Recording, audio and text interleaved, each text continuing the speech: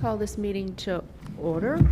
Okay, the first item on our work session agenda is the Wake County 2020 real property appraisal. So I guess we have Allison Bradshaw and Marcus Kinraid from Wake County. Allison from our finance department. All right, so good afternoon, Mayor and Council. I'm Allison Bradshaw from the City of Raleigh Finance Department. I would like to introduce Marcus Kinraid, who's the tax administrator for Wake County. Marcus and his team have just completed the 2020 property tax revaluation for all of Wake County. The last process was conducted 4 years ago in 2016, and the process is required by state statute. Marcus is here to talk about the process and the results at a county-wide level and some specifics to the City of Raleigh. This will certainly be a topic that we talk about as part of the annual budget process, which starts next month with the first budget work session. We are also working with IT to digest the data, and we'll be prepared in the coming weeks to share more detailed information with you specific to property trends here in the City of Raleigh. And so, Marcus, I'll turn it over to you, and certainly thank you for being here today. Good afternoon, Mayor, Council. I appreciate the invite to come begin speaking to you about the 2020 reappraisal. I've been with the county now for 17 years, and this is my third reappraisal in Wake County. So I want to just broadly cover what it is, and then I'll dive into some details. This is a high-level presentation, and I'll be glad to come back anytime you need me to dive into this deeper. So the reappraisal is the process of updating all of our real property values in Wake County to reflect fair market value as of January 1, 2020. Fair market value is the most probable price that a property would bring in an open and competitive market. In other words, it's a sale or a hypothetical sale. The last countywide reappraisal was conducted 4 years ago with an effective date of January 1, 2016. After that, Wake County transitioned from an 8-year cycle to a 4-year cycle. We do it because it's required by North Carolina general statutes to perform a reappraisal at least once every 8 years. It reestablishes equity and fairness in the tax base for properties which may increase in value or decrease. We've seen decreases differently depending on the location or the type of property it is. So with the reappraisal, we are talking about 85% of the Wake County tax base. 85% of the total base is real property. The Raleigh tax base is quite similar to the overall county tax base. The Raleigh tax base is 86% real property. The other 15% of the county tax base is business personal property, like computers, machinery and equipment, desks that businesses have to pay tax on. It's the registered cars that people drive. It's the unlicensed cars that people have in their yard. It's boats, aircraft, mobile homes. And then the remainder of the tax base is public utility property, Colonial Pipeline, Duke Energy Progress. That is appraised annually by the State Department of Revenue. So 15% of the base, or in the case of Raleigh, 14% of the base is appraised annually. The rest we reappraise every 4 years. For this particular project, this breaks down how we conducted it. For the residential properties, we field reviewed 51,000 parcels and did the rest from our office using our software, our aerial photography, our other tools to try to keep the cost to the taxpayers down. We have good software. We take photos of properties every year.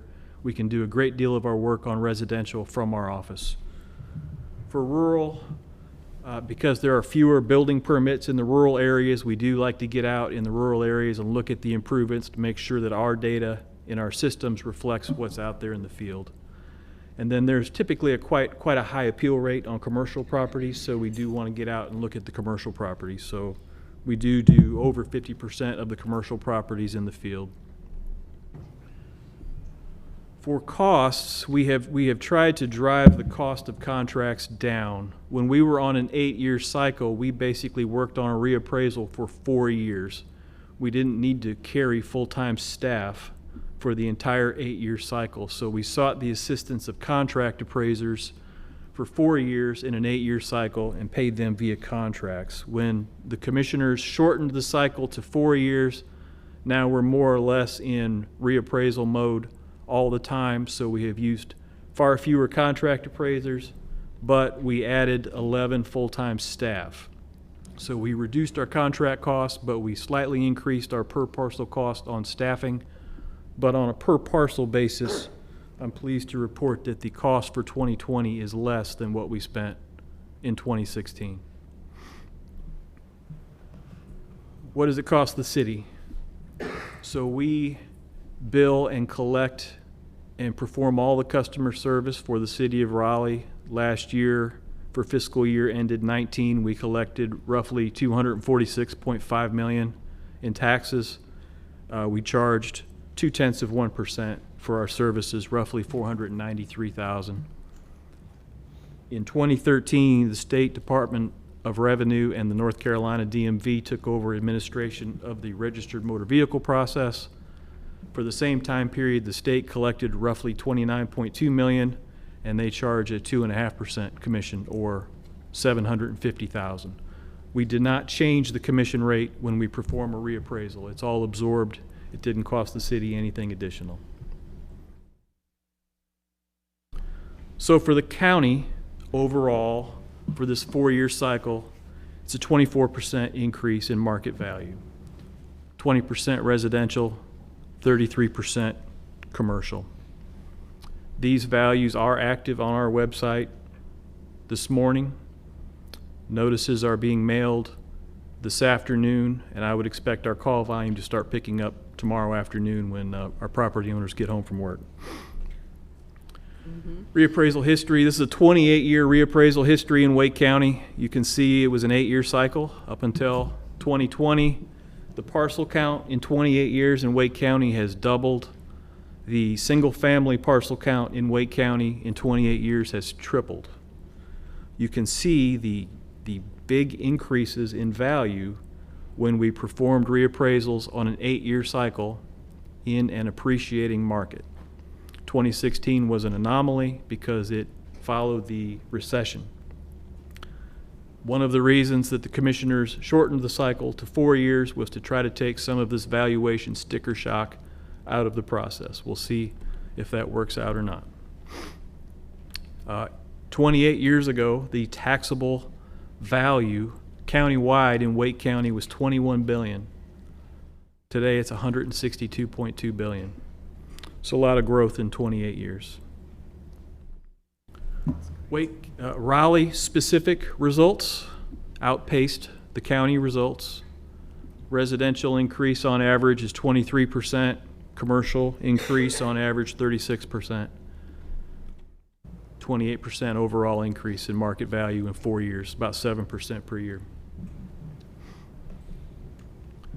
The residential value drivers countywide. What drove the residential increase? We sorted this by price point, and what we saw was that the highest demand in Wake County is for the homes valued less than $250,000. I think you all are aware that we have high demand and we have low supply of these homes in Wake County.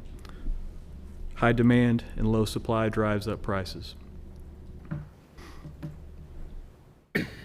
For Raleigh specific, here are the residential results. 34% increase on the properties valued less than $250,000, and that's roughly 78,000 out of 120,000.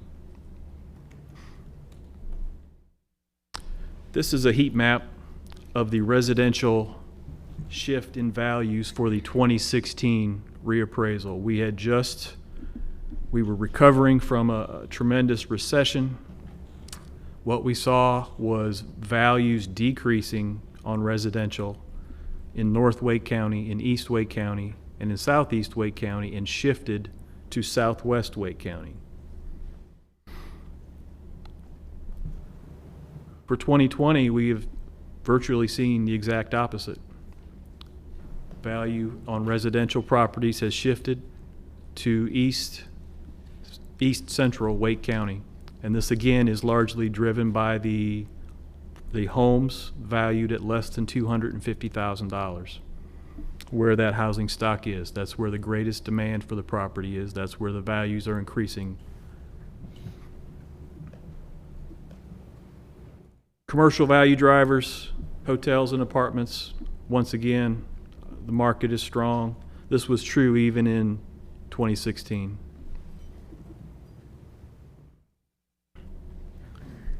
So for the Wake County real property base as a whole, prior to being reappraised, the taxable value was roughly $131.3 billion, broken down 70% residential, 30% commercial. After being reappraised, the total value is roughly $162.1 billion. That's an increase of about $30 billion, and it shifted the burden 2% off of residential to commercial, which is also something we typically see with the reappraisal. Raleigh specific, prior to being reappraised, the base was roughly $53.3 billion, with 59% of that residential, 41% commercial. After being reappraised, 68.2, and again shifting the burden 2% off of residential to commercial. Now I do want to note that this does not include the majority of your January 1, 2020 new construction. So we have roughly $800 million in new construction to add. So your base, once that is complete, should be around $69.1 billion. That's the number I have in your current tax base estimate. And then here's just a quick snapshot of the countywide results. Again, Raleigh values increased more than the county average. Zebulon did quite well, Garner, Knightdale. Tax relief. This will be a big topic, tax relief. So North Carolina has tax relief options available. In North Carolina, these are allowed by state law, not local law. And I'm required to administer this uniformly with the other 99 tax administrators in the state. The tax relief is both age or disability and income based. So if someone is 65 but has a high income, they wouldn't qualify. If someone is 50 but has a low income, they wouldn't qualify. They have to be both age or disability and income. Then there's also tax relief available for disabled veterans. Anyone who's interested in these can call our office. We'll be glad to walk them through it.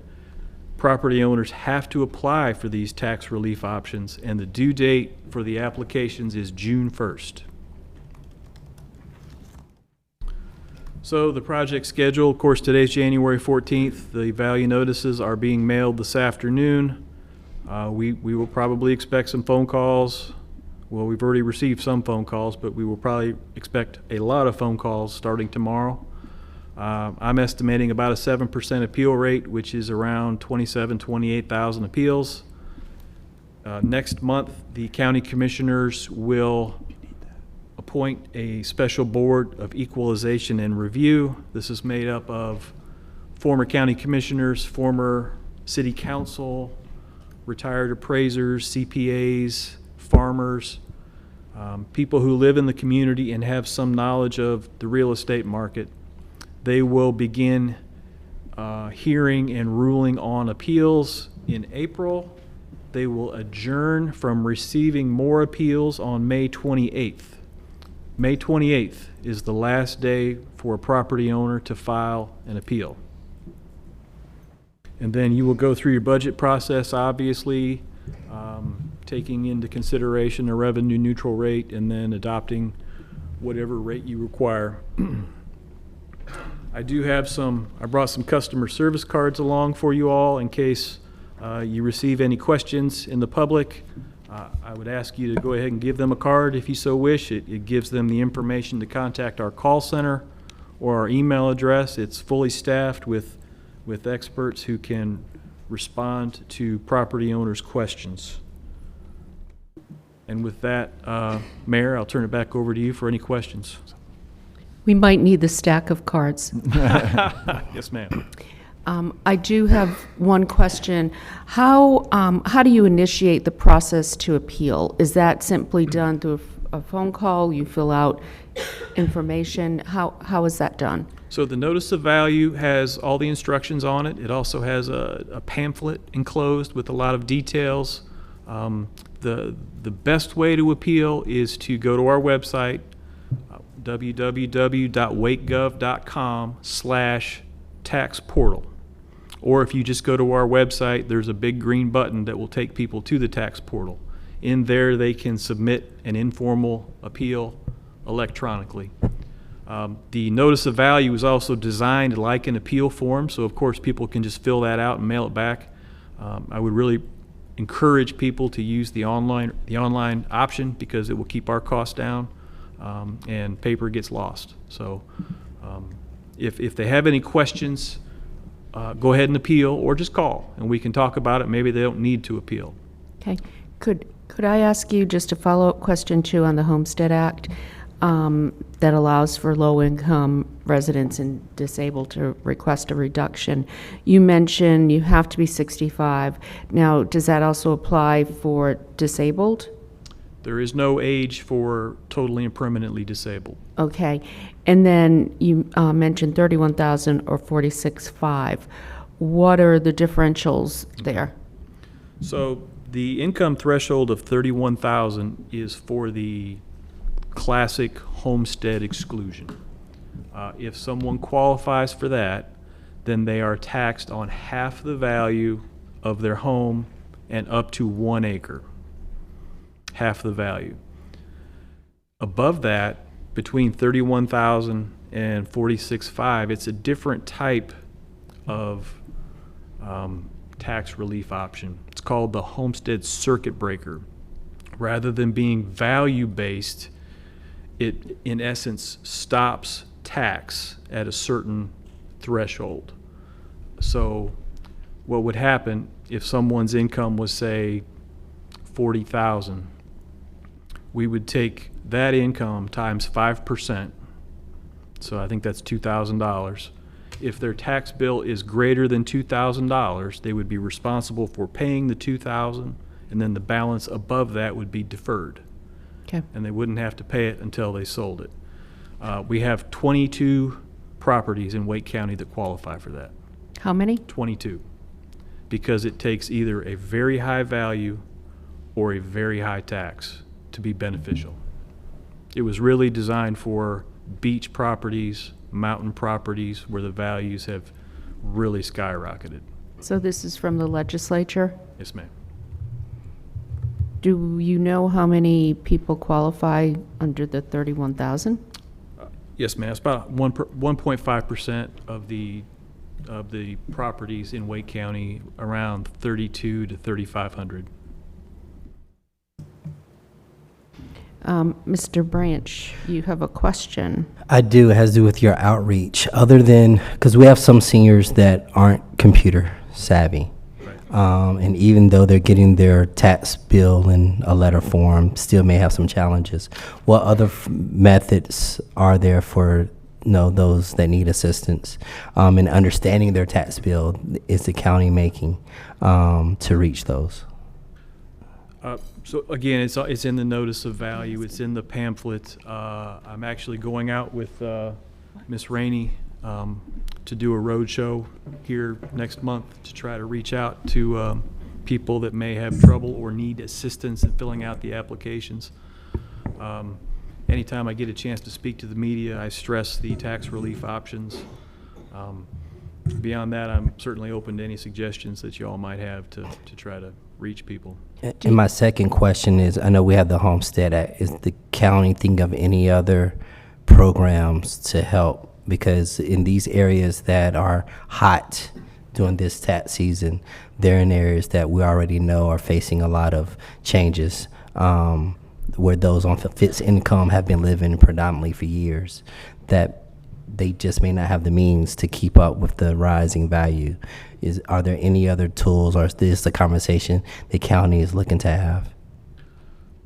So there are municipal jurisdictions in North Carolina experiencing the redevelopment pressure that we're seeing here, and they have offered, I believe it's some sort of a grant program to assist people. That would need to be something administered at the jurisdiction itself. I'm not aware that Wake County commissioners are considering something like that. There's nothing in the property tax statutes that would authorize the tax office to administer something beyond what we already do. But you could if you knew about a program, and you could recommend it to the county commissioners. Sure.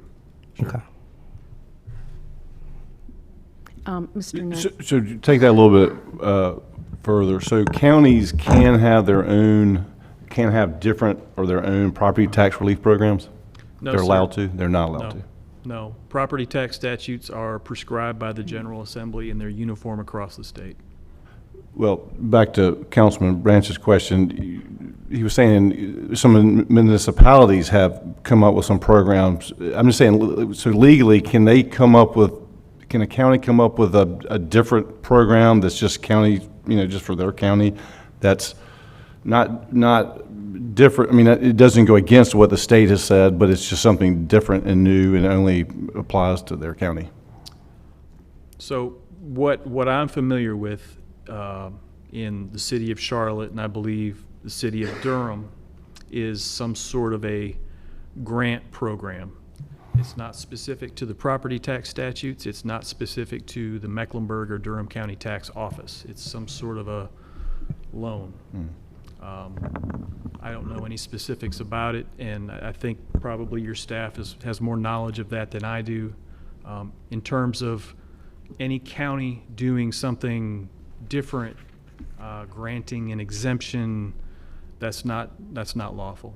Beyond what the state allows. Correct. That's not lawful. Correct. So you couldn't come up with your own category in a county and say, we want to also exempt those folks. You cannot do that. Cannot do that. Okay. Mr. Melton? When the mayor was asking about the two tax relief categories or programs, I think you said that for one, there are only 22 residences or taxpayers that qualify, and then the other was around 3,200 maybe. Right. And is that all Wake County, or is that within Raleigh? That's all of Wake County. Wake County. Okay. I don't have the Raleigh-specific numbers in my head right now. And besides those two programs, there is not another program for tax abatement or tax assistance? There's slews of tax abatements and tax incentives, but specific to individual property owners, Yes, those are the two. those are the two. Because it seems like an application, the number of folks who can take advantage of those programs, it seems very low. The income threshold is quite low for Wake County. That income threshold is uniform statewide. And I would say that 31,000 would go a lot further in Bertie County or Gates County than it does in Wake. As applied in or Wake Warren. County. Right. And both of those are based on age or disability and income. So the income is the second prong. But for folks, so if we were talking about a program to help long-term residents stay in their homes that are on fixed incomes or limited means, especially in areas that are rapidly gentrifying, we're seeing a lot of displacement. This program, you have to have age, disability, and then the income kicks in. It's both. Both. It's both. So you'd have to be 65. If you're Disabled. not 65, you would need to be totally and permanently disabled, and you would have to be below the income threshold. And so what we were trying to figure out then is if, for Raleigh to be doing anything, the only real sort of tools we have then are some sort of grant or funds that we'd have to do that separately as a municipality. I would leave that to your city manager to, What Perhaps, tools yeah. would we have? Right. So this is something that's been kicking around for the last decade or so among local governments in North Carolina because the tax system is administered at the state level, right? And so I guess the way to look at the difference is what Mr. Kinraid is talking about is the payment. You can't defer the payment of the taxes. Right. Right. And so that's the programs he's talking about. The two that he's mentioning are basically direct grant or loan programs from the municipality to the resident. So the resident would pay the property tax, but then potentially would receive money from, in this case, the city, based on your criteria or things like that. It's basically a grant program for individuals. Okay. What's the difference as opposed to not having to pay the tax? Do you know, are you familiar with the dollar amount that Charlotte spends on that grant program and what the implications are? I'm going to ask Allison Bradshaw to comment to more of the specifics. My information is dated, so. I just want to say thank you. Tax issues are really complicated, and so being able to work through it like this is very helpful, so thank you. Yeah, so I will say we're in the process of kind of gathering all this data from Durham, as was mentioned, and Charlotte. I believe that Charlotte had budgeted $750,000 in their current year, and they're actually going through the process now. So I guess I don't know specifically all the criteria as to how that grant program worked. I am under the assumption that if you met the counties, you essentially it's not a double dip. You can't also then benefit from the city, so it's more of an incremental base. But we're happy to obviously provide a lot more detail on Durham's program as well as Charlotte's, if you'd like to model that. And basically, the way we can have any impact is not really based on what the property's value is, on what our tax rate, what we decide for our tax rate. So I think that's something for us to keep in mind when that comes up before us with everything else that we have to pay for. That's how we pay for it. Mayor, if I could, Yes. to Mayor Pro Tem Branch's point, I want to make a couple of quick comments. One was also just to simply say thanks to Marcus for coming today. I mean, the letters are going out this afternoon, so he's busy. So we appreciate the time to come and speak to us today. So thank him for that. The second is the discussion about the tax rate itself. So this is a question for a revenue neutral tax rate, which we will be discussing with you as a part of your budget process. And by state statute, we are required to provide what a revenue neutral tax rate would be. In other words, that's the tax rate that would generate the same amount of property tax revenue had revaluation not occurred. There's still growth in that number, but that's what we would have estimated to occur without the revaluation. Wake County has provided a preliminary estimate of that revaluation number based on the current assumptions in an online calculator. Which is their preliminary number. I would say that doesn't represent necessarily the City of Raleigh's final recommendation on that. This is January. The data will get better between now and May. So you can see our finance people and Marcus both nodding. That's good. So the final formal revenue neutral tax rate will be in the budget document in May. And it might be different than what's on the website today, but if so, it's not by a whole lot. So that's a decrease of about 43 cents to the county's estimate of around 35 cents. So that's a decrease in the tax rate based on a revenue neutral assumption. So just for the sake of the audience as well as council members, that means that if your individual rate of residential property growth occurred greater than the average, you would end up with additional tax liability from the City of Raleigh's calculation. If your rate was less than the average, then it's a little bit lower if the rate was revenue neutral. Does that make sense? So it's setting to the average is what that rate represents. In the budget process, we will talk to you about that in greater detail and make our recommendation in May, including a demonstration of what we believe the revenue neutral tax rate is. A question. Thank you, Mayor. Marcus, thank you for being with us.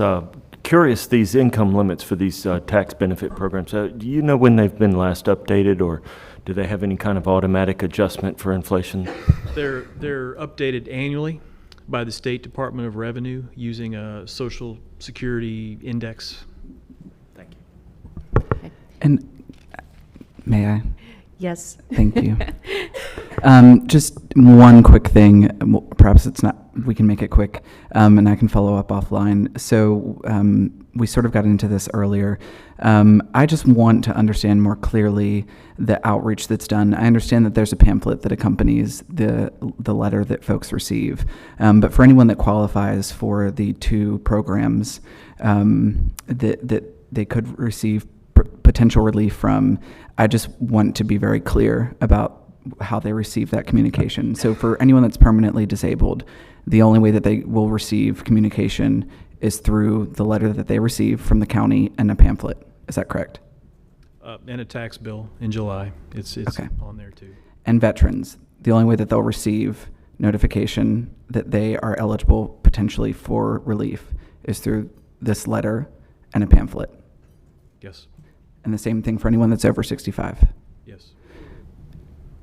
So I think that we have to do better. I mean, we're talking about some of the most vulnerable populations in the county, and I can't fix the county. But if we're thinking about this from a city perspective, I have to applaud Ms. Rainey. Thank you for pushing.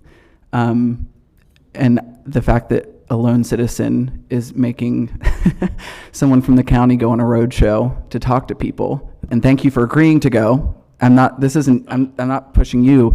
We as a body need to think about how we get this information out, because I think that when people open up this letter and they see that they're already cost burdened and now their taxes have gone through the roof, and from how they're seeing this is devastating. And so they might not even make it to the pamphlet. And so we have to be very, very thoughtful about what this means to the people that could potentially receive that very necessary support, and make sure that they're getting it, and that they're getting it and processing it, and that we are there to make sure that they're getting it 2 and 3 times, and they're not just getting it once. So I would love to talk with you offline, and whoever at the county level is in charge of kind of the communication side, and make sure that we in the city can help send that message 2, 3, and 4 times so that we can help support that. So thank you. Could we, let's have the city manager follow up on that? Yeah. As opposed to you doing that, Sage, and then you can just kind of let us know. I think we have some, if I could, Mayor, I think we have some alternatives related to our communications function where we can put some things into our communications and make sure that we connect citizens directly to Wake County where they can get the response they need. And make sure your policy analyst has this information, because we will get emails and we will get phone calls. Oh, so they have it. Yes. So, and ask them to follow up, because they can provide that information quickly and get them in the system. So, Mr. Branch? I just have one more question around that 31. Does a person's, I understand pension, but do they also count their, as far as income, their pension plus Social Security? Do they combine the two that count towards that number? Yeah. And that's why you have so few people that actually qualify? The statute language says income from all sources. Okay. Yep. So that's why no one really qualifies, because... Well, 32 to 3,500 people. Yeah. That's, yeah. Okay. Thank you, Marcus, for being here. We'll be thinking about you over the next few weeks. This is what I do, so. Well, thank you for coming out here and explaining all of that. It was very helpful to learn more about the tax abatement program and what you're going to be doing. So thank you for being here. You're welcome. Okay. Next, we have planning update and Ken Bowers. Mayor and Council, if I could, while Mr. Bowers is getting himself prepped, this is something that we've been doing for the last year or so with just periodic updates from what's going on in planning and development.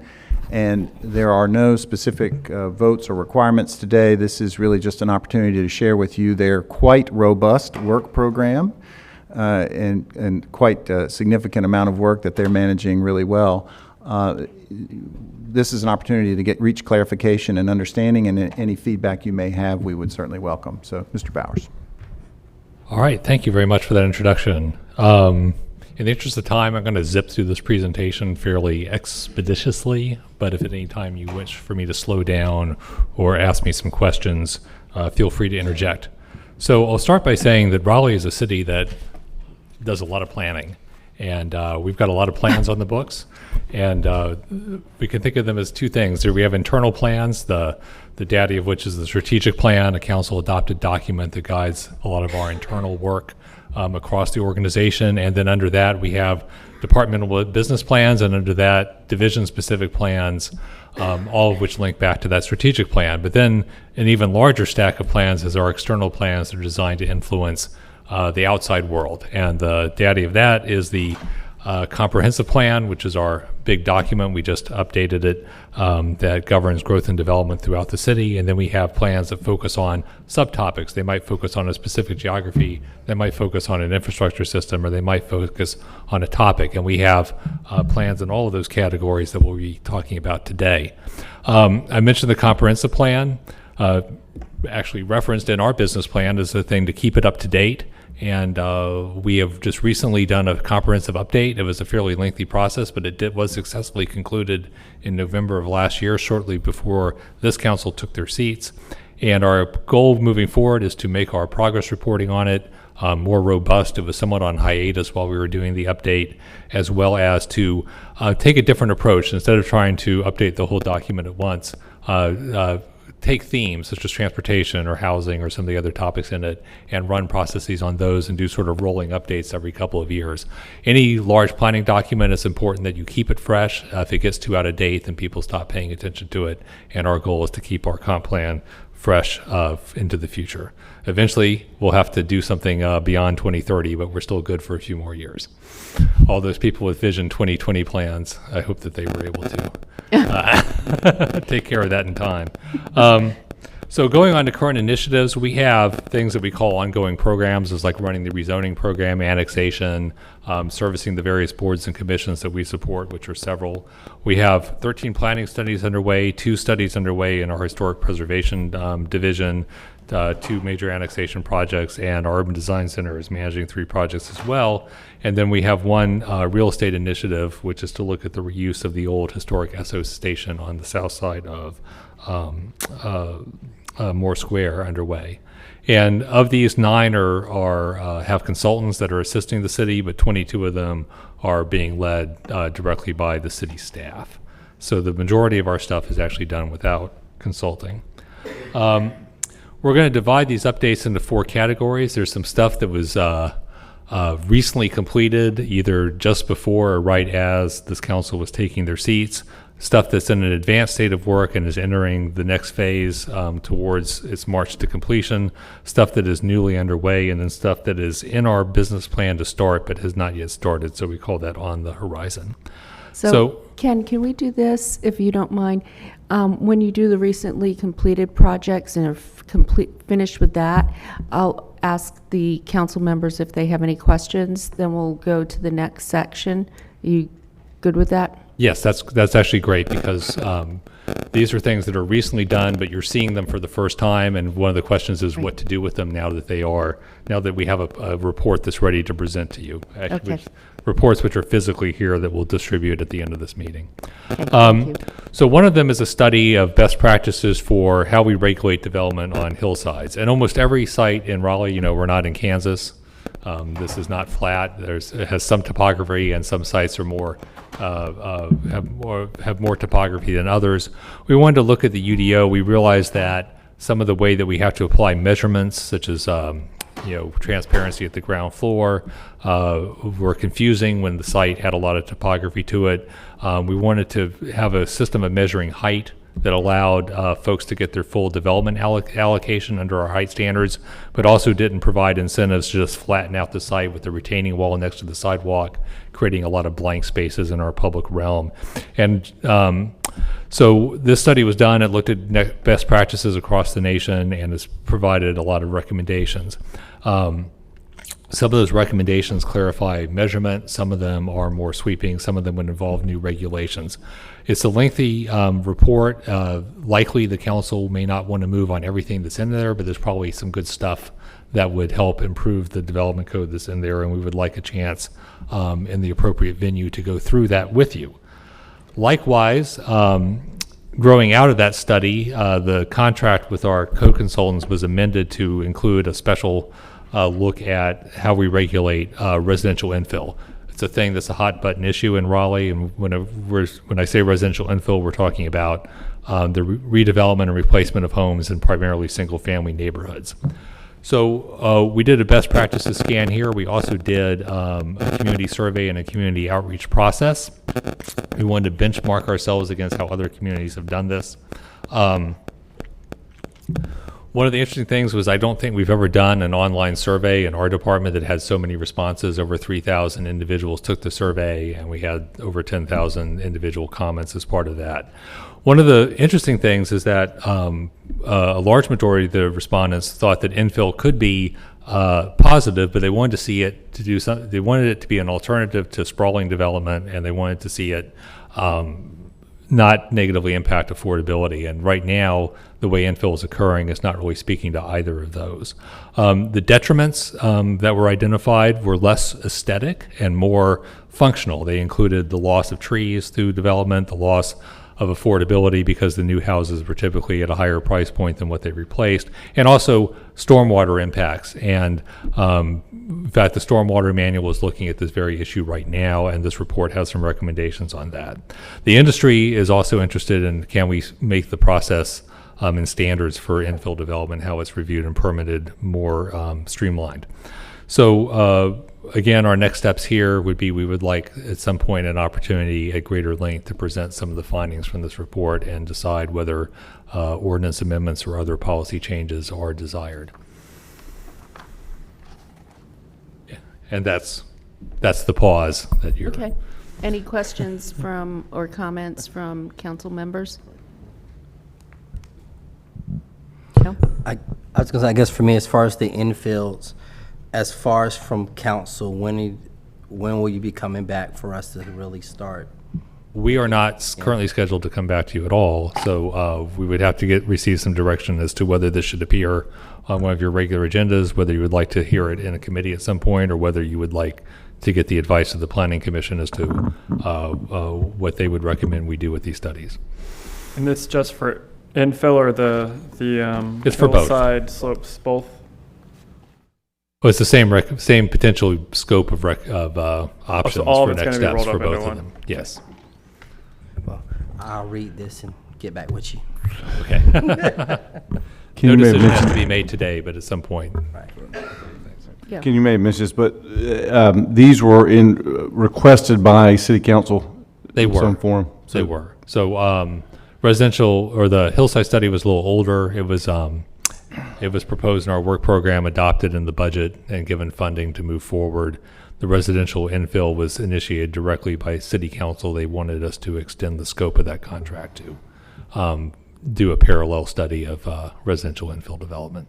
So is there a process that, do we send these to a committee typically, or how's it Well, typically I was work? just going to ask Counselor Stewart if she would like to take these into the GNR committee for review, and then come back with a recommendation to the city council. Sure. Yes. Okay, so that's the route. Everybody good with that? Yes. Okay, so we will refer these two items to Growth and Natural Resources. Thank you. And I don't want to overload you, so if, Do you want to take one? I was going to say we could take one in safe, healthy, vibrant community, if you would like. I wonder if it makes sense to send infill to that committee and keep Hillside in Growth and Natural Resources. I see Hillside, especially if you're talking about steep slopes, having a bit more of an impact on environment. Okay. And then we can maybe be on similar timelines even. Okay, is Okay. everybody okay with that? All right, you got that? We're referring to Yes. to two different committees. Okay. Sounds great. Thank Very you. quickly, Who drafted the infill survey, or who created that? The infill survey was largely drafted in-house, and our community engagement coordinator, Dr. Kristen Williams, had a large role in the wording of that. Awesome. She has academic training in survey design. Great, thank you.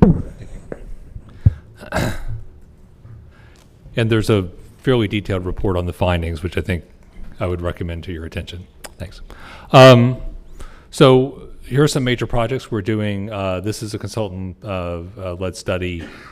Filling in the gap, we have corridor plans for Capitol Boulevard from 440 to downtown and from 540 north. And then this is looking at the most difficult and problematic section, which is the section between 540 and 440. And this is a very large 8 to 10 lane, heavily used roadway today. Not a lot of pedestrian amenity, but it actually is the busiest transit corridor in the Go Raleigh system today. So we are planning for a multimodal future for this corridor that will provide some opportunity for some of the property along it to evolve in a more mixed-use direction. We have done a number of outreaches, ranging from major public meetings to a lot of appearances at pop-ups and places. We've done a lot to try to reach out to the diverse communities. There's a significant Hispanic and Latino communities located up and down this corridor, and we've done a public survey that just recently closed. We are in a thing called design directions. We've essentially tested the concepts for how the corridor can be improved from a multimodal perspective. It's a fairly engineering-heavy approach that involves some new structures, but the public so far has been good with that. And the next step is to really finalize the transportation and land use policies, develop a comprehensive bicycle and pedestrian network that'll be through the study area, not all of which will be on Capitol Boulevard, but we'll use some of the adjacent facilities. And then that final study should be coming to the City Council in the next few months. Another large area plan is Midtown St. Albans. This has its origin both in council action and some citizen petitions. The greater Midtown area has seen an enormous amount of growth and development and change, both within the core of North Hills as well as properties around there. And there's a lot of change baked into zoning that's already approved. There's some significant zoning entitlements approved by the council that have yet to be built. So the neighborhoods around here want to make sure that our transportation and other infrastructure is up to this and that we are accommodating this growth and preserving quality of life. And so that's what this study is really focused on. We're pretty advanced in this sense that we have gone through the majority of the public process. We have been testing the ideas. We used a unique method to help folks prioritize by giving them a bunch of ideas with budget numbers attached and Midtown bucks they could spend on it. So they had to decide what they felt was most important. We thought that was a very effective way to engage folks in some of the trade-offs. And I think there's a lot of exciting stuff in this. So we're looking to bring this to you in this spring. Southeast Special Area Study is kind of unique because it's actually looking for areas that are not in our jurisdiction. The city has two large future growth areas that have been negotiated with Wake County and the adjacent municipalities that we're eventually supposed to expand our jurisdiction and annex into. And the Southeast area is larger, is the largest of those, and it's also an area where utility projects are going to be bringing infrastructure to places that haven't had that infrastructure in the past, and the expectation is that that will entice development interest into the area. And our current land use policy is basically a slather of low-density residential with a couple of nodes that sort of correspond to wherever there happened to be some historic commercial use to date. And we wanted something more sophisticated than that as a growth and development approach that looked at what are the appropriate nodes out here, where with higher densities, can we do more clustering and open space preservation. And so this study has done this outreach. It was uniquely challenging to go into an area where the city is currently not. We have no jurisdiction there and engage people. We worked with the county on this and did a unique process. And our next and final round of community engagement will be starting up next month. And we're hoping to confirm the findings that we've made to date and to bring this to council later this year. We're, as I mentioned, coordinating with Wake County, who are updating their countywide land use plan and comprehensive plan right now. Equitable development around transit is a key part of our BRT implementation, and what we wanted to do was do some goal setting for the BRT system as a whole, as opposed to some of the corridor-specific planning that's happening as part of our project development process. And the two key questions we had were, we know that the city is going to grow by a certain amount going forward. How much of that growth do we want to be served by this BRT system? And that would provide some guidance as to what kind of development intensities we should be contemplating. If we want 20% of that growth to be served by BRT, well, that's a certain number of units and jobs, and to put that at these stations means a certain density. And so we wanted to have that conversation with the public and make those trade-offs explicit. If we are uncomfortable with that level of intensity, then we also have to be comfortable with the fact that less of our growth is going on the BRT corridors. The other thing was really taking a deep dive into the policy options that we have to help address affordability and equity along these corridors, because there's a lot of concern in the community about what the impact of this infrastructural investment will be on the existing housing market where it's landing. And we wanted to make sure that affordability and providing access to the people who need it the most was top of mind in our planning going forward. So we have done 2 rounds of workshops. We did a workshop that involved looking at growth scenarios. We did a round of workshops that was focused on the housing issues. We're currently in the midst of refining all those policy options, and we're hoping to present all this at a public open house in February and give you an update on it early this year. We also have a study underway about how to enhance our community engagement process. Planning probably does as much or more direct community engagement of any department in the city, because it's at the core of every major study that we do. And there is a direction given from City Council to take a real look at how can we do better, what are the best practices we can do, how can we broaden the base of our engagement, provide more avenues for people to engage, particularly those who have difficulty attending traditional public meetings, and really reflect the state of the art. My charge was we wanted to be best in class in engagement, and so we hired a great consultant team, which was actually mostly locally based, to do the study with us, and they've gone through 2 phases. They've been benchmarking us against national best practices. They've been attending a lot of our meetings, taking notes, and they are coming back with some fairly comprehensive recommendations. The end product of this is basically, a playbook of things that we can use based on the nature of the study that we're doing, that will provide some level of standardization to how we go about engagement going forward. And just so you know, these are sort of the underlying principles or success factors that we're converged on, is that when we do engagement, it has to be widely known. The venues, whether they're virtual or real, or have to be accessible and accommodating. We have to be culturally sensitive. We have to make sure that the opportunities are meaningful, and that we have to be authentic and accountable, which means that the people who participated will know what was done with their participation and how the plan changed in response to it. I'm going to go through a few things that are newly underway. Okay, can we just take a break Yes. for any questions? Sorry, you can go. Okay. The community engagement, the equitable development around transit, sorry. Yes. You mentioned that there's going to be the public open house in February, and then you'll hopefully come back with a council update sometime early 2020.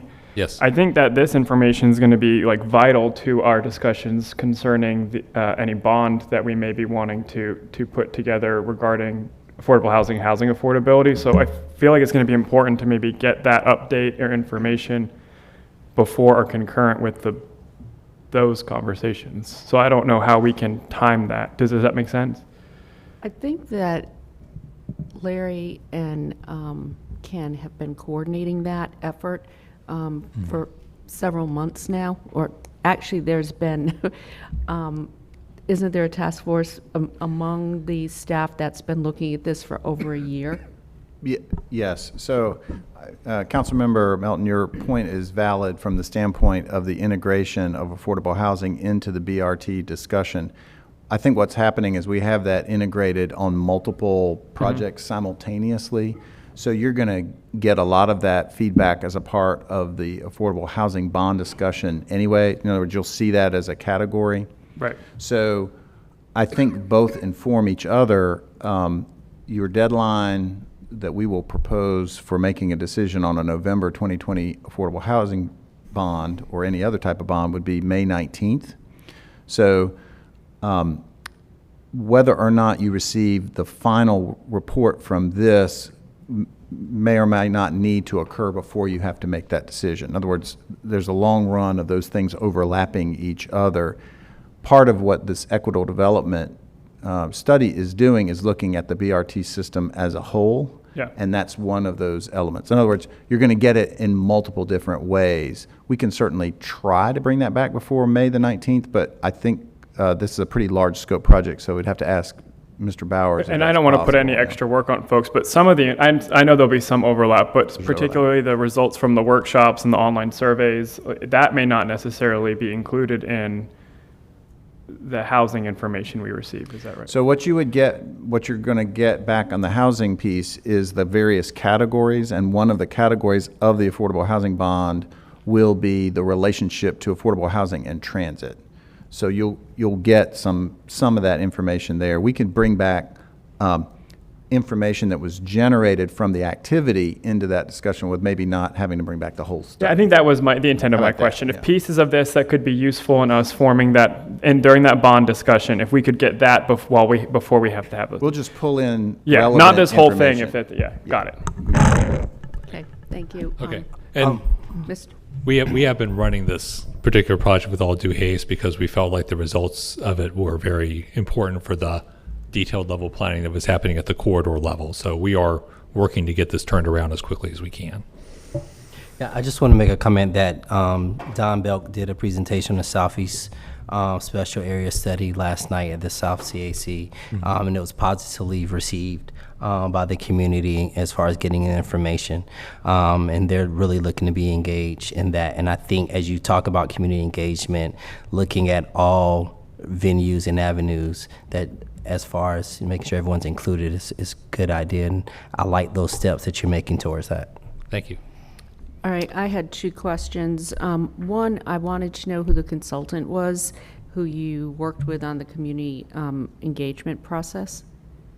Yeah, so the lead is a firm by the name of Public Participation Partners, and there was two sub-consultants on the contract, Alta Planning and Design, who are well known for their pedestrian and bike planning, as well as Mickey Fern from North Carolina State. All right, my other question, with the Midtown St. Albans plan, Yes. what's the status, and I'm not sure if you would know this, but of the Six Forks Road Corridor project?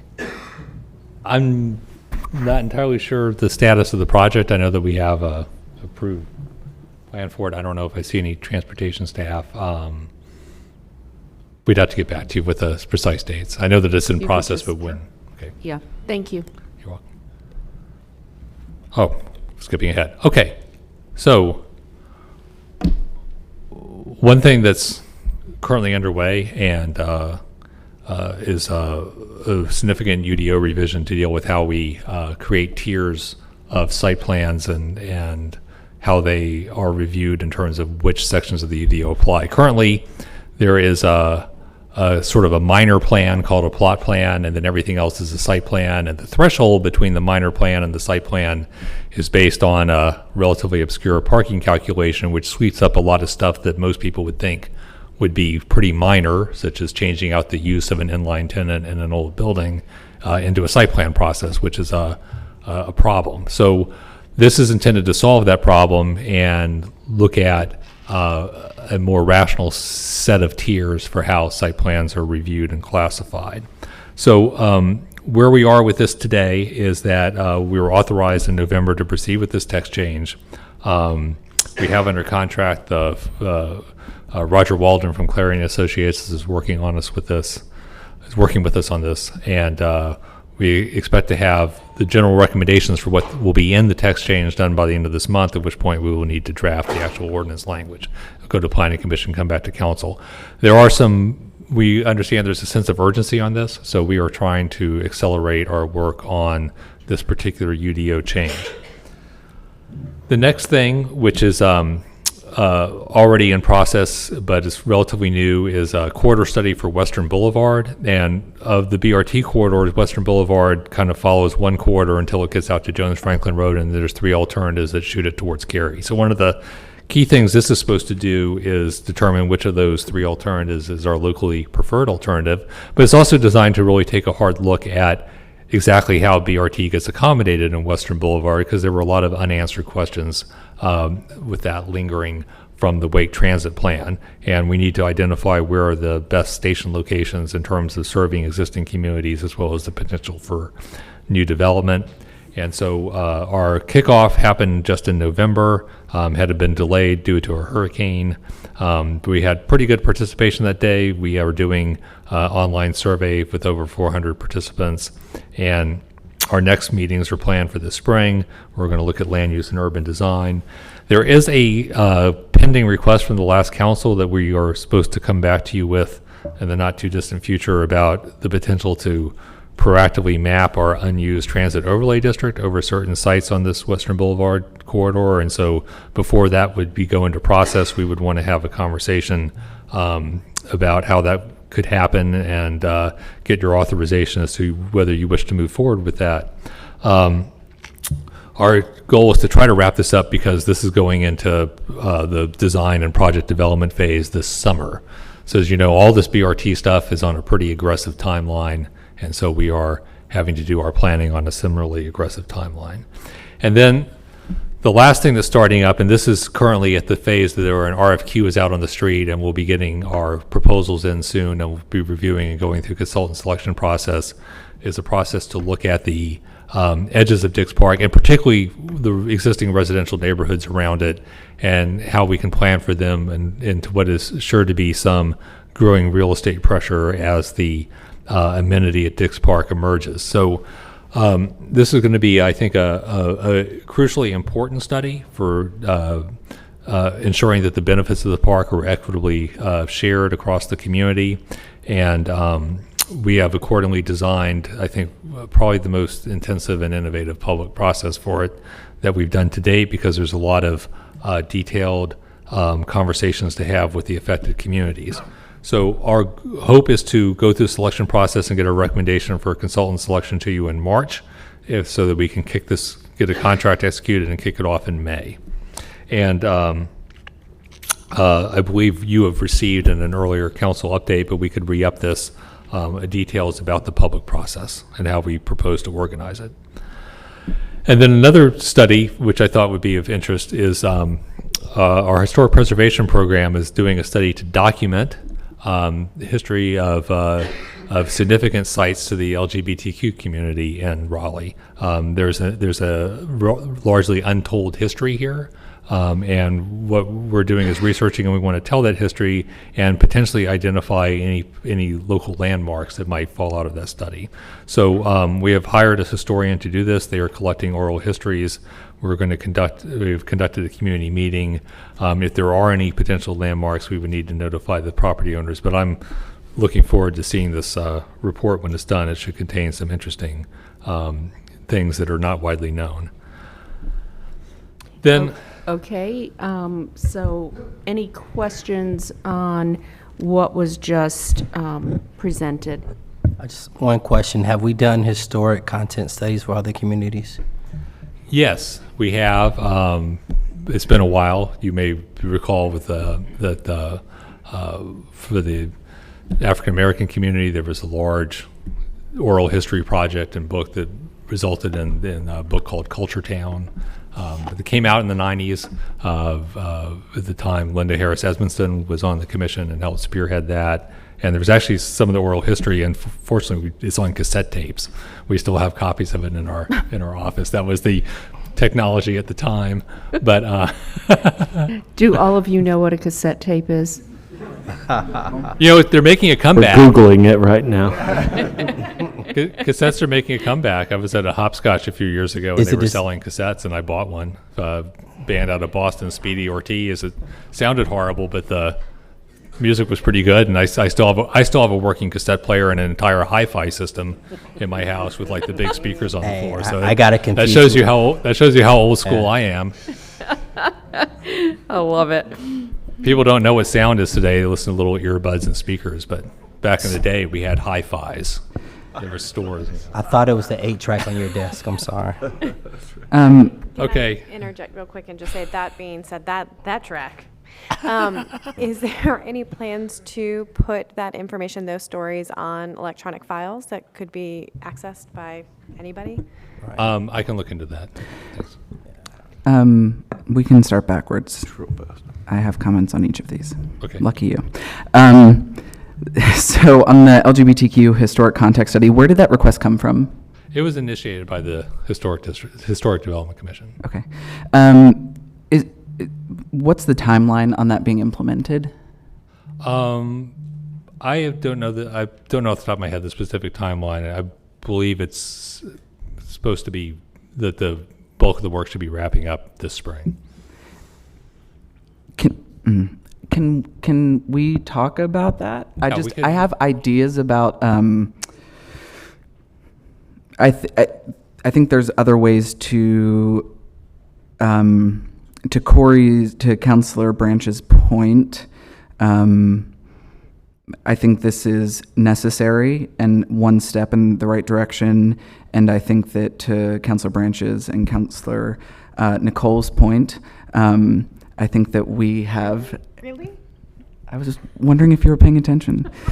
I would like to see how we can update other historical context studies that have been done, especially as we're looking at issues of gentrification and this conversation is happening about people being displaced. I think that it's an opportune time for us to go in and really capture stories that are likely leaving and capture that. So would be open to having that conversation if that's appropriate. For sure. Not trying to stop what's happening. I just want to add to it if I wouldn't. Councilor Martin, I was just thinking out loud here. Would there be some value in referring this to the Innovation and Economic Development Committee for some type of review and discussion? Perhaps. I almost wonder if, I don't know if it's so much a council committee or if it's something more along the lines of the Arts Commission or something. I almost feel like it's outside of our scope of what we need to discuss and more Human Relations Commission or Arts Commission, and letting them kind of think through how we document these stories and then coming back with a, I think this moves forward as it is. And then I think how do we layer that moving forward? But I'm open to suggestions. Well, if we sent it to committee, members of the Human Relations Commission or the Arts Commission could be asked to attend. Yeah, I'm certainly open to that. I'm fine to accept it into committee. I just want to make it clear, I think that this LGBTQ historic context study is very important, and I'm glad that it was initiated, and I hope that it will continue on whatever track and course it's continued on. I do agree there's some good discussions about preserving history of other groups, but this doesn't have to be a one or the other, or because of one we need others. This can be a yes and conversation. So I thank you and everyone for this study. I would like this one to continue. I think it's extremely important. And if we want to take the issue of additional studies into EDI, I'm happy to accept it there. Well, I think part of it is how do we communicate and tell the story? Is that what you? It's more about the communications function of telling the story. Yeah. So I don't know if you want to have that discussion in committee or if you would just like to meet with Mr. Bowers. Yeah, and I think maybe let's meet and then we can talk. Sure. Can we, the two of us, meet with Mr. Bowers and just talk and we can come up with a solution? I'm fine with that. Great. If everybody Okay. else is okay. Awesome. Just a quick question, if I may. Yes, Mr. Cox. You have hired an architectural historian already? Yes. Okay, so that person would then be responsible, according to this status, for collecting the oral histories? Yes. So you've already got someone that they could talk to in terms of understanding how those histories will be documented? Yes. And when we talk, I can give a better picture of exactly where we are with this and how much work has been done to date. I know that work has started on it. Yeah. Obviously it being the Historic Development Commission, part of this is focused on the physical sites, sort of the physical manifestation of what were the important community spots, which is a fascinating story because of course, historically, many of these were hidden. They were Right. they were secret, and it's uncovering that sort of secret hidden history as part of what this project is all about. Sure. Thank you. On the Dix Edge area study, I had a question. Well, I'm looking. Did anyone else have feedback on this? I just had some feedback when I read this particular piece, and I think it was the manager's report. I just wanted to say excellent job. Thank you. The plan is very unique. It really, it's not just about meetings. It's about door-to-door contact with people. I love the pop-up office. I love the idea of doing bike rides and bus tours, whatnot. I mean, this, to me, was just excellent in terms of the community engagement piece. So I just wanted to say good job. Thank you. Thank you. On Western Boulevard corridor study, do we receive as part of that properties that are available that are not currently, let me back up. I'm aware that we have an opportunity along BRT routes to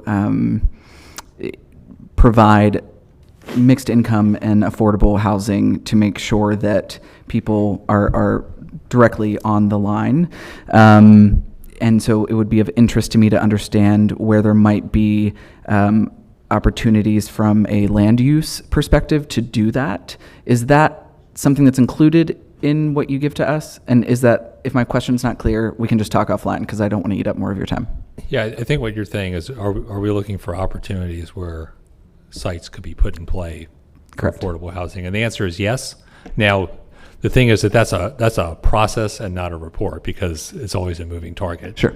Stuff that's in play today may not be in play tomorrow, and stuff that's not in Absolutely. play may be in the future. So what the study does is give us guidance for how to approach that question and kind of keep our finger on what's going on the pulse of what's going on in the corridor. So there's actually a conversation that's coming out of that work group that was referenced earlier for this and other studies about how the city can be nimble in terms of being able to seize opportunities when they arise. And I think that is an important discussion that's coming to you soon. Okay.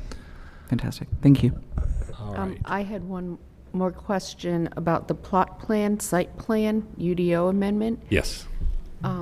This is causing some major issues. Yes.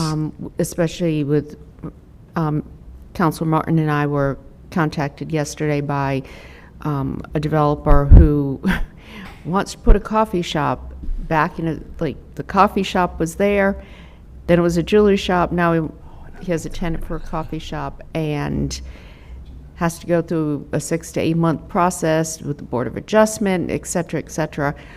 How can we,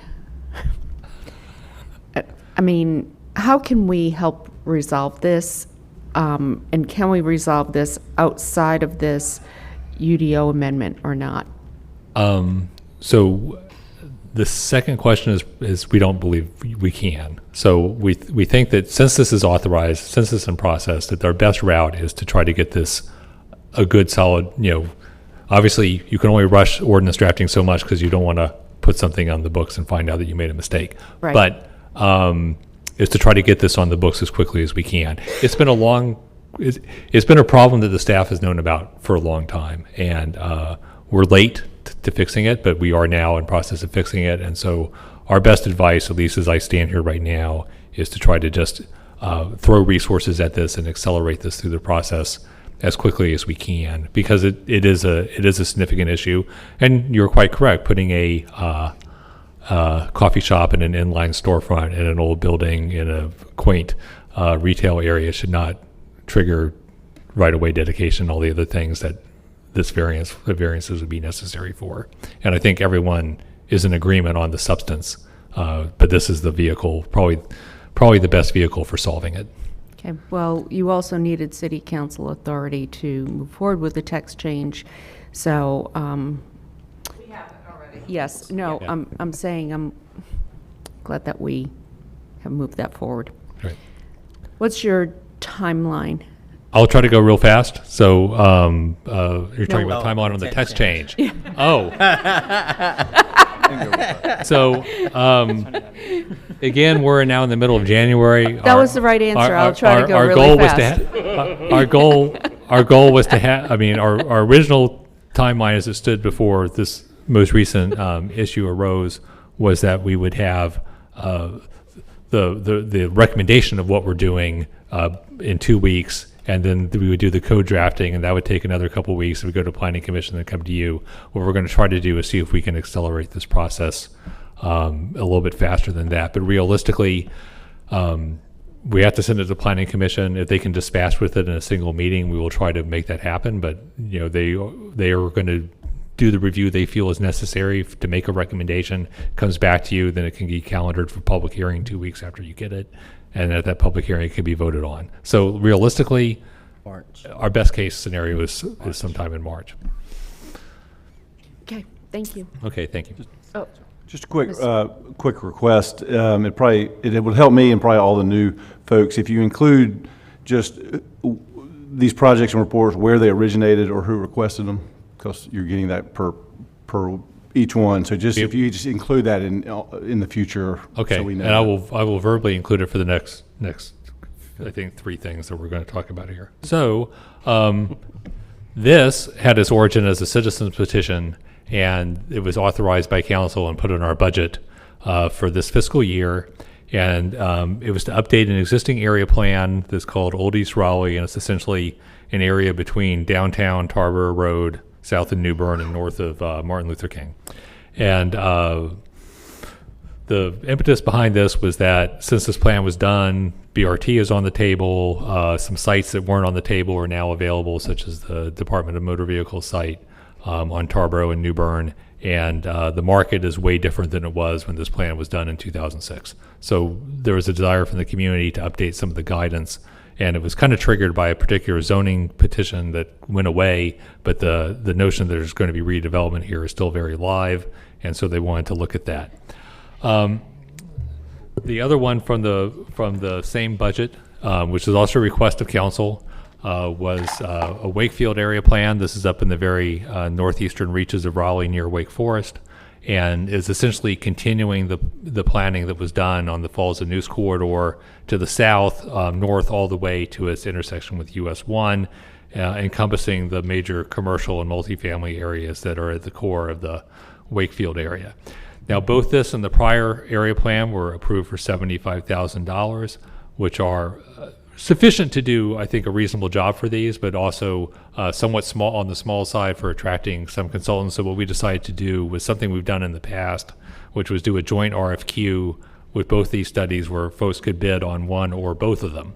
And if the winning bid was for both of them, there might be some economies of scale, particularly if there was any out-of-town travel involved. We have not issued these RFQs, but they're fairly close and ready to go. It's just that we had other things in front of these. So that's the status of those. And then the last thing was two other things. So I put this in here even though it's not necessarily a project, but everything we've been talking about, and we've gotten a number of referrals from council, is that there is a desire to look at a sort of large suite of reforms to our development code. So we talked about plot plan, site plan. There's a request for low-hanging fruit for housing diversity and affordability. Our report on that is coming back to you in February. We've been asked to look at barriers in the code to small-scale investment in small business. We think that there's some recommendations from the hillside and residential infill studies, and a desire that we're hearing from internally and from the industry on overall process and clarity. We also are still working through text changes related to the process for approving design adjustments and alternates. So a lot of text changes on the horizon. I think we've heard today that the plot plan, site plan is the clear priority for right now, but I just want to put this out there to say that there's a lot of stuff coming. Our goal is to try to make sure that this stuff is bundled together in text changes that put related items together so that it can go through the process more expediently.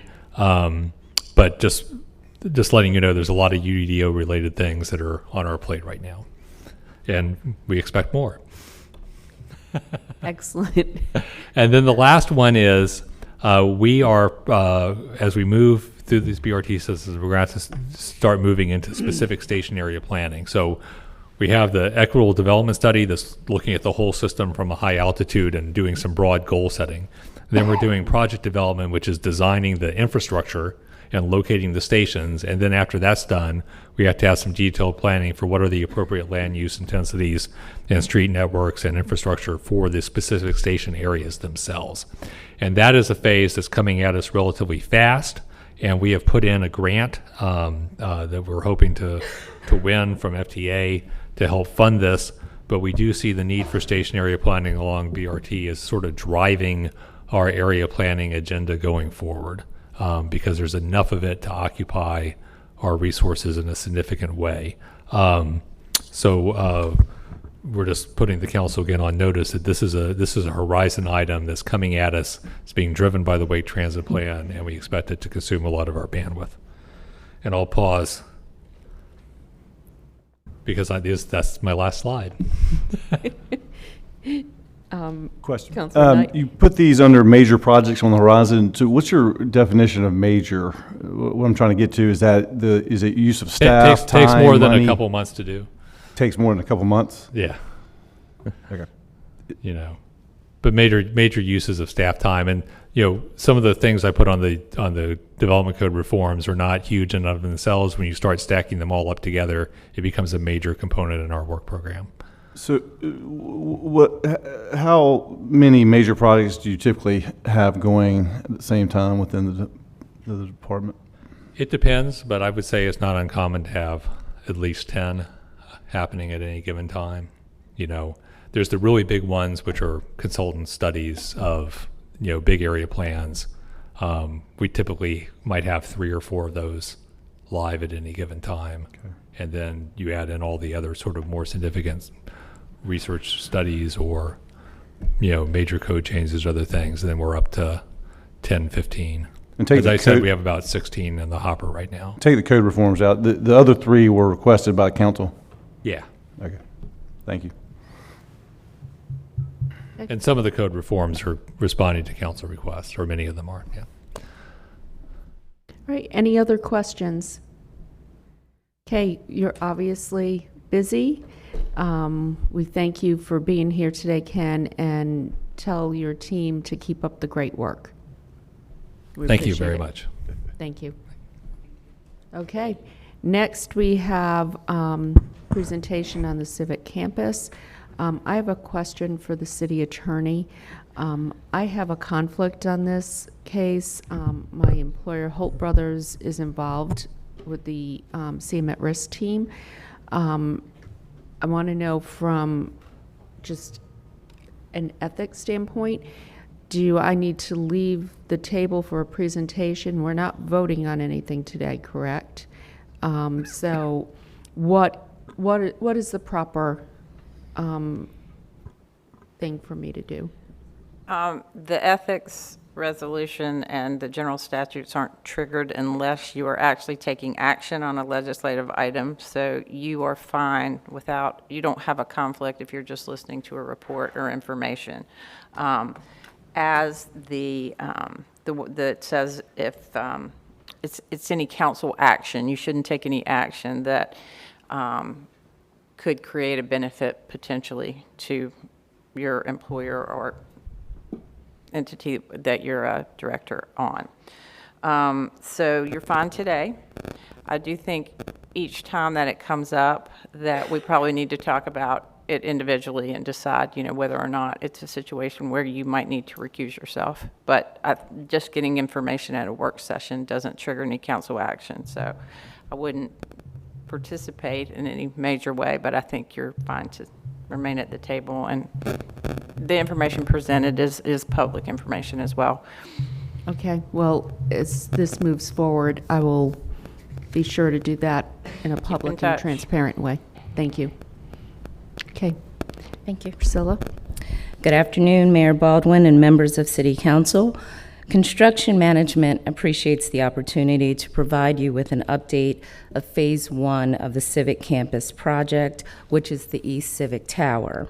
In May of 2016, City Council authorized a master plan study for a new consolidated civic campus to be located on the currently used Avery C. Upchurch block. In October of that year, City Council approved the contract with Skidmore, Owings, and Merrill, SOM, the consultant for the master plan. On September 18, 2018, City Council adopted the master plan for the Civic Campus, which included 3 phases. Phase 1, the 20-story, 420,000 gross square foot building at a budget of $190 million, is going to be a tower that promises to be iconic, aspirational, and reflective of a 21st century city of innovation. So now I'll give you a quick overview of the master plan. The project provides an opportunity to improve the operations for the city. The city's presence in the downtown Raleigh area is spread among 5 different locations, and this fragmented campus poses a variety of challenges, including access, workforce efficiency, and security.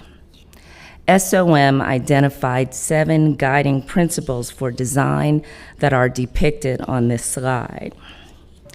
As mentioned, the Civic Campus Master Plan identified 3 phases associated with the transformation of this municipal block. Phase 1 is our current project, the East Civic Tower, 420,000 gross square feet. Phase 2, planned for the current location of the Raleigh Municipal Building, will be the West Civic Tower of similar size and also includes the creation of a shared public plaza between the Twin Towers. And the last phase, slated for the location of the R&B parking deck, is a public-private partnership mixed-use development project. Again, Phase 1, the East Civic Tower, will be 20 stories. It'll allow for the consolidation of all downtown staff into one building, and it provides for 9 to 14 years of growth capacity from move-in.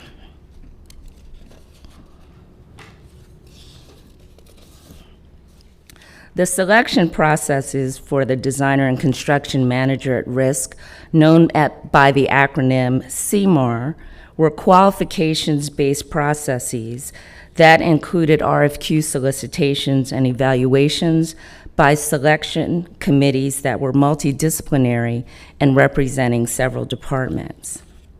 The design firm is Ratio, a local firm with a national presence that has teamed up with Henning Larsen, an international firm. The Ratio Raleigh studio will manage the project, with Henning Larsen serving as the design architect, utilizing its staff from its New York and Copenhagen studios. In January of 2019, City Council approved the use of CMAR as the project delivery method. The CMAR delivery method was chosen because a project of this size and complexity requires a higher level of collaboration and coordination. In a CMAR delivery, collaboration is the method of interaction. It starts early with project development and continues to construction completion, which results in the mitigation of risk, the management of constructability, and the dual ownership of budget. The city has successfully utilized CMAR delivery on other projects, the Central Operations Center, the Central Communications Center, and most recently, the Raleigh Union Station. Brassfield and Gorey is the CMAR, and it will work in association with Holt Brothers Construction. On August 20 of 2019, council approved the contracts. The designer contract is for $13.6 million for comprehensive design services through the warranty period, and for the CMAR, $1.38 million, which addresses the pre-construction services. There will be another contract to come before you for your approval, which will be for the construction services, and that will be at the guaranteed maximum price, which will be the total price of the construction. For public engagement, our strategy will be comprised of in-reach and outreach components. Outreach opportunities will include listening and review sessions, surveys, public space charrettes and open houses, stakeholder group meetings, and the project's website. So what's next? What's the path forward? Here's our estimated project timeline. Right now, this is our best guesstimate, and I can assure you it's likely to change. But the designer NTP was issued on January 6th. We expect the CMAR notice to proceed to be issued January-February timeframe. Public engagement, we anticipate that to start February or March. The demolition of the 110 South McDowell Street building will occur around winter of 2021. Construction will start in earnest in spring of 2022 with the likelihood of some early packages before that time, with an anticipated construction completion date of spring of 2024. There are more touch points with City Council to come. The project team will request your approval of various technical consultant contracts, the selection of the public art consultant and artists, and the CMAR construction services contract that I mentioned earlier. We will also seek your approval of the final design and your authorization to move to the construction phase, and there will be periodic project progress and budget updates. There's no doubt that this is an important project for the city. It's a high priority. It satisfies a critical need in the consolidation of services, and it will have its fair share of challenges, but it will definitely be exciting.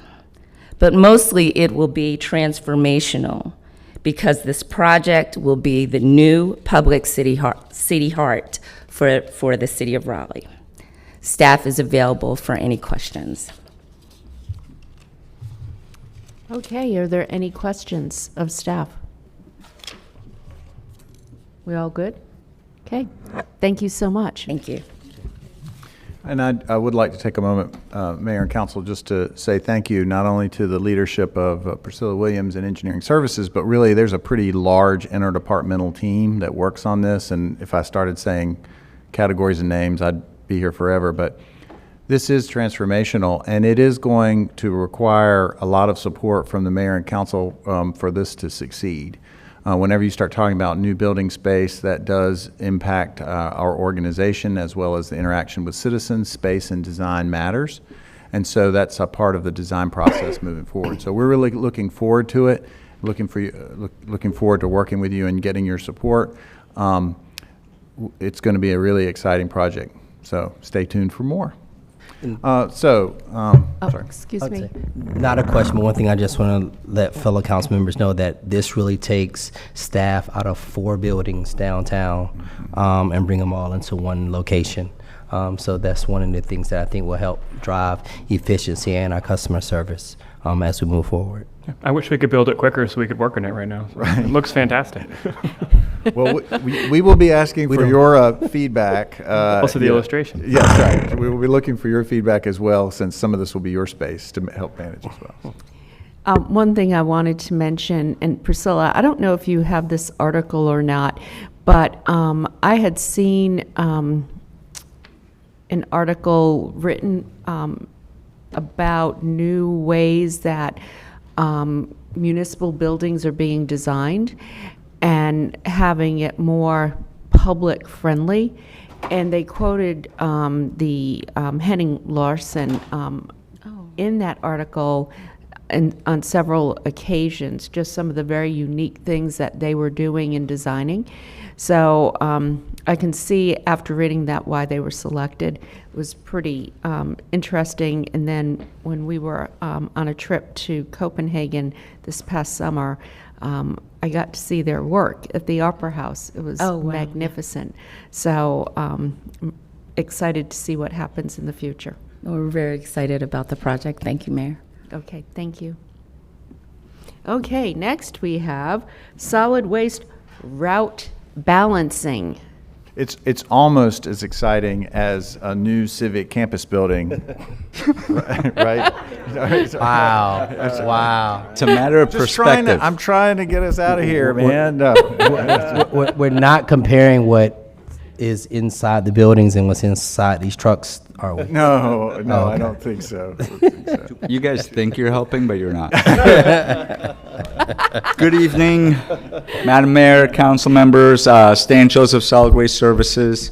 I've got some of my team with me here. I've got our Assistant Director of Operations, Josh, and we've got Terrence, our technology manager, and a couple folks who are our vendor that assisted us with this route balancing project from Capstock Logistics and Technology. So I'm going to go through this slide deck so fast you may not even see it, but I'm going to talk a little bit about what's occurring and certainly willing to answer any questions. So when I came to solid waste about 15, 16 months ago, I identified some top items that we needed to deal with, and one of them was that our routes were imbalanced.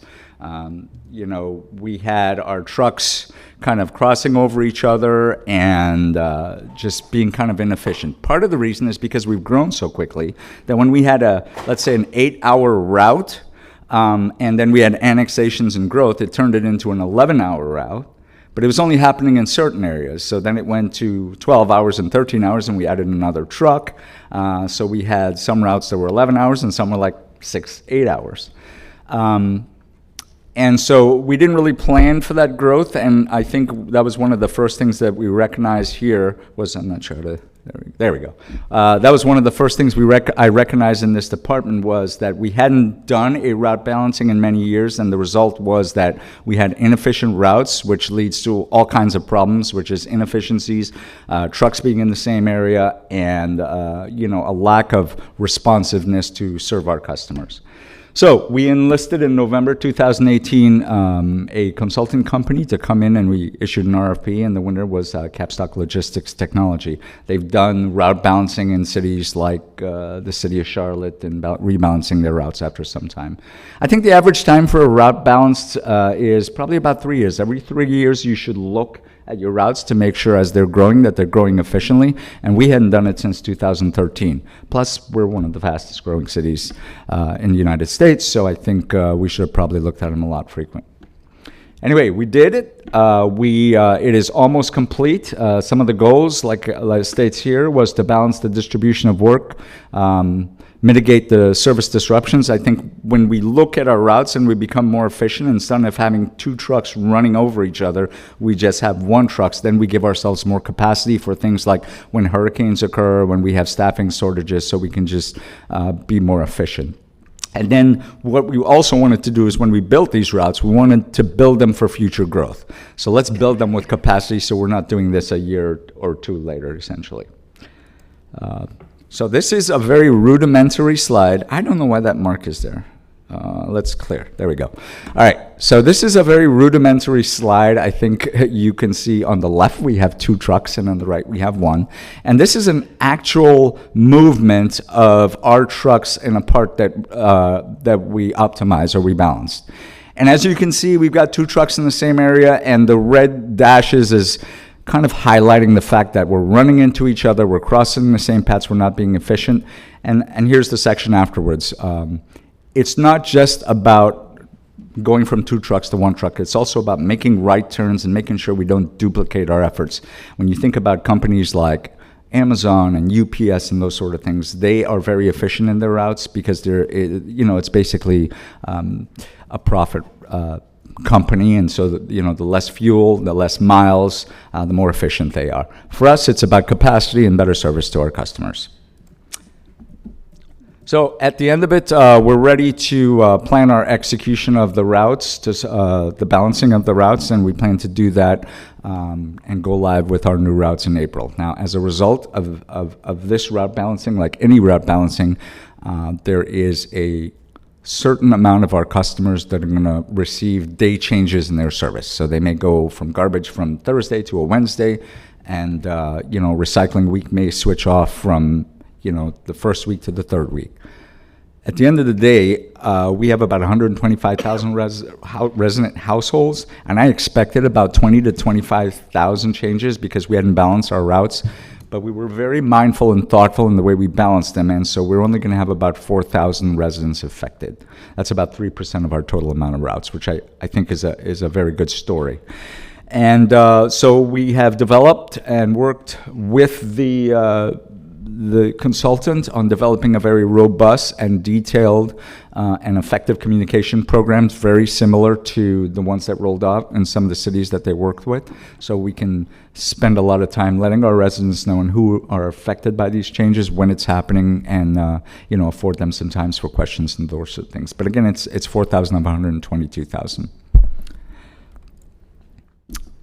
These are some of the key benefits of our route balancing. I think, again, anytime we can take a truck off the road and not have two trucks in one residential area in our neighborhoods is a great plus for us.